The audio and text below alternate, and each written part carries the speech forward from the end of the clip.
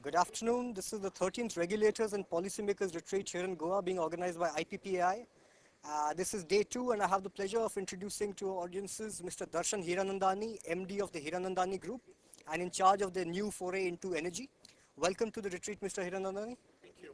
So, we'd like to know, sir, gas for power generation has been seen as a falling star after all the promise and everything. And suddenly there seems to be a knight in shining armor in the form of the Hinandandani group and that to your division that has come and done a revolutionary thing in the last few months. So what exactly is this and why is India so excited about it? Uh, Basically, I think gas has become a fallen star because we are dependent. We always believe one thing is a magical answer. So we're all dependent on a 1 kg D6 field, and there is always imperfect data in gas extraction. The point here is that you're ultimately we were looking at gas as an option only with subsidized gas, that is domestic gas. We also look at coal in India as an option only with subsidized coal, that is domestic coal or price controlled coal. We're not looking at coal or gas as being competitive or dealing with plants being competitive with international price commodities. That's where we need to move. Why do we need to move there? The frank answer is we're today 200,000 megawatts power generation in our country. We are one of the lowest per capita consumers of energy or availability of energy in our country. We need to move that to probably to be at international standards, maybe 700,000 megawatts, but let's say we want to be moving to 300,000, 400,000. Frankly speaking, we have no more domestic resource to give at a subsidized level, and our economy or our budget isn't rich enough to subsidize yet another commodity along with diesel and LPG and fertilizer that we're doing. If that's the case, how do we go ahead and provide power to the rest of the people? How do we provide power to the people? The answer is quite simple. It comes in, we have to have a more pragmatic approach, which is efficiency of a plant has to be key. So whatever resource you put into the plant, it should convert it to electricity and use and waste a minimum amount of it in waste heat. So A is efficiency. B is you have to sensibly locate things. So for example, we have to locate our gas-based power plant not very far away from the grid, not far away from the LNG terminals, so we can deal with sort of the flexibility that needs to be built in. And that's the second part. The third part we need to understand and make very clear is that power does not get dispatched on a flat basis. Consumption is variable through the day.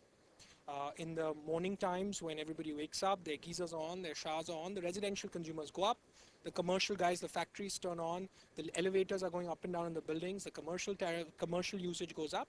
And so during the day, right until about 8 o'clock, 9 o'clock, 10 o'clock at night, there is a far increased requirement of power than during the night time. And coal in the energy mix is primarily capable of dealing with base power. Why? It can't ramp up and ramp down quickly. It can't turn on and off quickly. I mean, everything is a 6 hour, 9 hour, 10 hour, 2 day process for a coal plant to really stabilize. Coal is efficient at base. For peak, that is how to deal with this morning loads, evening loads, or what we call diurnal loads, that's morning and evening, 2 times a day. For that, we need two other sources, pump storage hydro or gas. And the idea being that uh, gas is capable of A, ramping up, ramping down quickly, and two is the fuel can be easily stored as LNG. So all the factors required for energy storage are right there, and that's important. So what we've gone and done is we've we're working and Siemens is our technology provider. They're providing us a plant that does A is the most efficient gas-based power plant in the country, one of the most efficient F-class plants in the world. So efficiency is key. So no matter what gas comes in, I can generate power at a fairly substantially lower price. So for example, the same cost of gas that goes into Dabhol, let's say you put $10 gas into Dabhol, your cost, your energy charge may be as high as 4.5 rupees, 5 rupees. And this is not counting the fixed charge. If you put the same $10 gas in our plant, we can give it to you for 3 rupees 30 paisa. So there's a delta of almost a rupee 70 paisa just through efficiency. So that's the first most important thing we need to realize. And if you understand that concept, you also realize that all of our domestic coal and domestic gas is going to old inefficient plants, and we are rewarding them for their inefficiency by giving them subsidized fuel. So part one. Part two is they've designed a plant that I said is extremely flexible. So you can go up, go down, and the curve can be met. And we can do it in a way that still keeps the fixed charge fairly low, and we can supply them gas or supply them energy when they need it. So I think that's been our big point there. The challenge that we're facing in is how do we deal with transmission on a peaking basis? How do you tell the discom that, look, how do you tell the load dispatch centers that I'm going to do, in these 15-minute intervals? How does it work for your connectivity? How do they charge you for that? How does gas transmission lines work? Because you're not going to do it 24/7, but you're going to do it intermittently.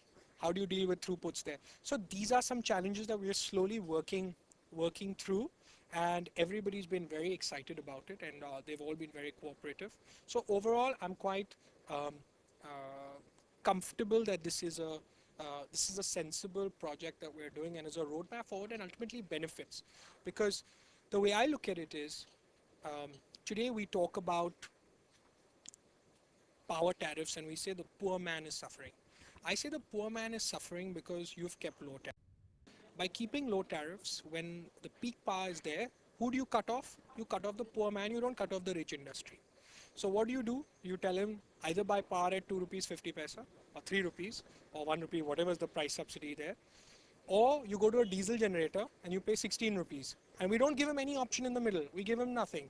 So what we have done is we've created a system that says if a resource is available, we'll give it to you for cheap or for free, otherwise it's just not available and you fend for yourself. And that's really not the role of where the discoms or the power sector or government should see it currently playing out. I think that needs to be conveyed very strongly as well.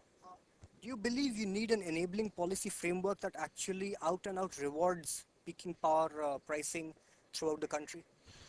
Absolutely. See, ultimately, we are not just, people think the word peak power means that the person or the generator is going to make more money. The peak just means that we give it to you when you want it, as you want it. We should create a policy for reserves. I think reserves need to be created. Spinning reserves need to be created. Tertiary, secondary, primary reserves, all these reserves need to be created. Now, ultimately, I have a debt service coverage to do. As long as a discom is willing to pay me my debt service coverage, as a gas player, I'll only provide you energy when you want. But if you're willing to give me comfort, I'm happy to sit ready and available for you as a reserve. So I can dispatch you immediately. So peak power means that I load on the cost of idling time onto the time of dispatch. And that's it. It's as simple as that. It's not that we make more return. We're just hoping to make the same return as anybody else. And as long as that is promised to us, we'll be happy to make sense of a reserve station as well.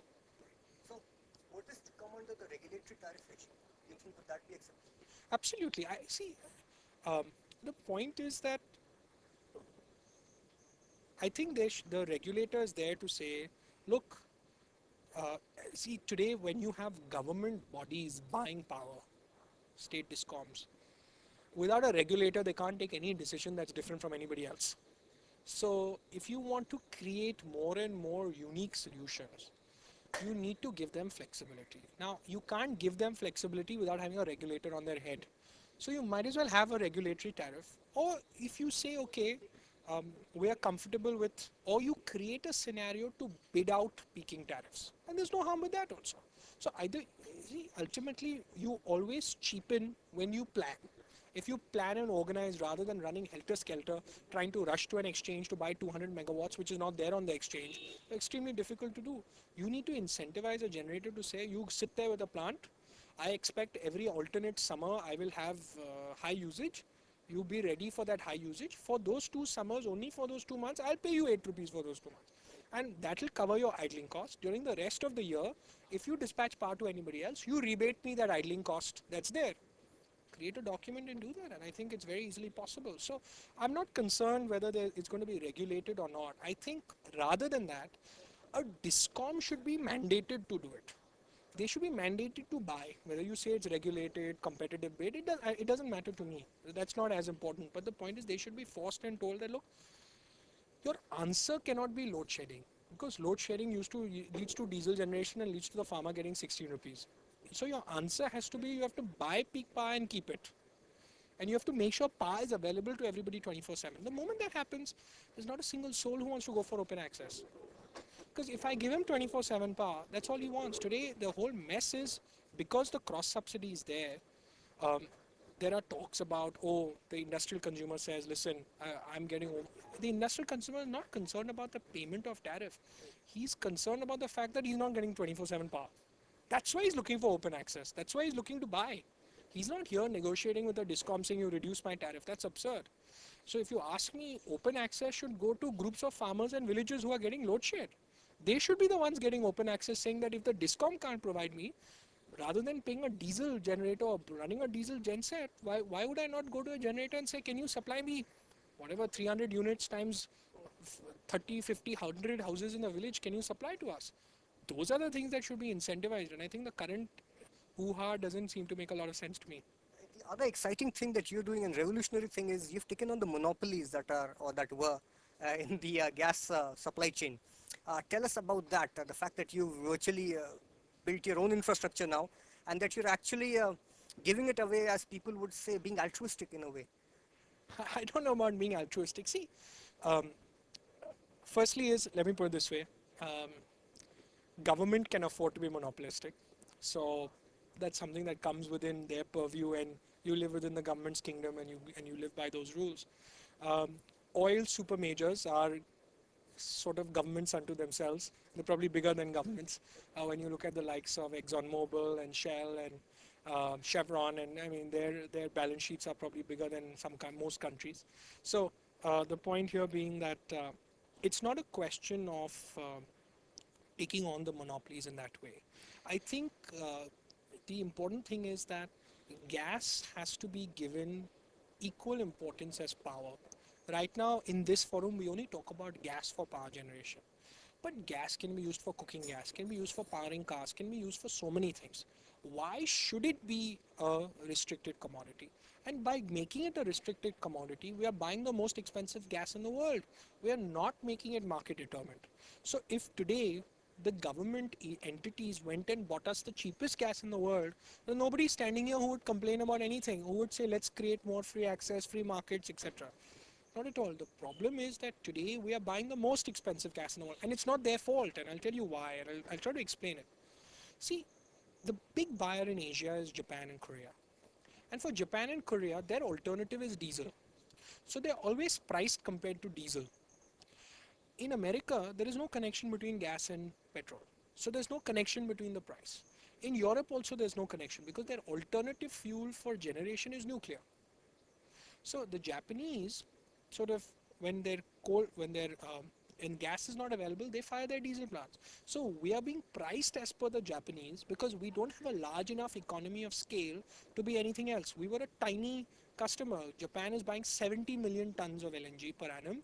Korea is buying maybe 50, so that's 120 between two of them. We are buying 5.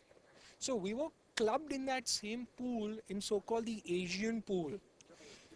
Only when we have 50 million tons of our own, we are buying it from hundreds of contracts, it's indexed in various ways, only then will there be a real play where different players will come to us. Today, for example, government companies are not allowed to buy from traders. I have gone and explained to a trader for a small contract that, look, in India, if I don't produce from gas, I produce from coal. So you give me an international coal index price of gas, and they've agreed. So what I'm trying to say is that what we've done is we have created a monopoly out of regasification capacity. It's like saying that um, I've built this airport, and only my airline can come at this airport, and nobody else's airline can land or take off there. That's the monopoly that's been created, and because of that, airfares have become controlled because it's not that airlines are a shortage around the world. It's just that the slots or you're not allowing that airline to land at your country is the issue. Same thing was happening here, and we are hoping, and there are lots of LNG terminals now announced, about 8, 10 of them, and I'm sure as the terminals come up, the market will become more liquid, it will become more acceptable, it will become easier. Mr. Hiranandani, thank you so much for joining us. Anytime. Thank you.